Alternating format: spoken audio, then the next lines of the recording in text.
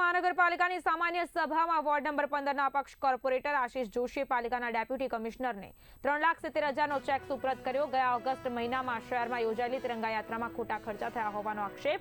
યાત્રા સહિતના કાર્યક્રમોમાં 3 કરોડથી વધુનો ખોટો ખર્ચ થયો હોવાનો દાવો। કુલ 82 કોર્પોરેટર ધારાસભ્યો અને સાંસદોએ આ ખર્ચ ઉઠાવવો જોઈએ તેવી માંગણી કરાઈ છે। પોતાના હિસ્સા મુજબ આશિષ જોશીએ 3,70,000નો ચેક આપ્યો। ખોટા અને મોટા ખર્ચના બિલો મુકાયા હોવાના આક્ષેપ સાથે બિલની કોપી મેયર પિંકીબેન સોનીને સુપ્રત કરાઈ। ખોટા અને મોટા ખર્ચાના બિલો મુકાયા હોવાના આક્ષેપ સાથે બિલની કોપી મેયર પિંકીબેન સોનીને પણ સુપ્રત કરવામાં આવી છે।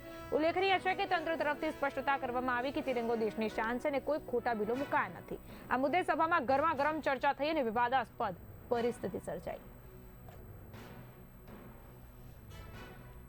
મારા દ્વારા જે પાછલા 5 વર્ષમાં પીઆરઓ ડિપાર્ટમેન્ટ દ્વારા જે મસ્ત મોટા ખર્ચા ખોટા કરવામાં આવ્યા છે એના બિલોથી અમને જાણ થઈ હતી કે હર ઘર તિરંગા યાત્રા હોય, મોદી સાહેબનો પ્રોગ્રામ હોય, પૂરની અંદર ફૂડ પહોંચાડવાનો પ્રોગ્રામ હોય, એમાં મોઢા માથા વગરના બિલો મૂકવામાં આવ્યા છે।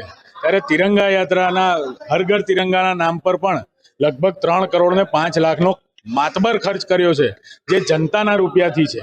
ત્યારે મેં જ્યારે રજૂઆત કરી ત્યારે સત્તાધારી પક્ષના કાઉન્સિલરે મને દેશદ્રોહી કે તિરંગાનો વિરોધ કરું છું એ પ્રમાણે રજૂ કરતા મેં આજે 3 કરોડ 5 લાખ રૂપિયાની જે ખર્ચ થયો છે એમાં મારું જે યોગદાન હોય એ યોગદાનનો ચેક મેં આજે આપ્યો।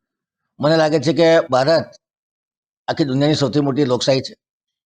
ઇલેક્શન કમિશનના રૂલ્સ રેગ્યુલેશન પ્રમાણે ઇલેક્શન થતા હોય છે।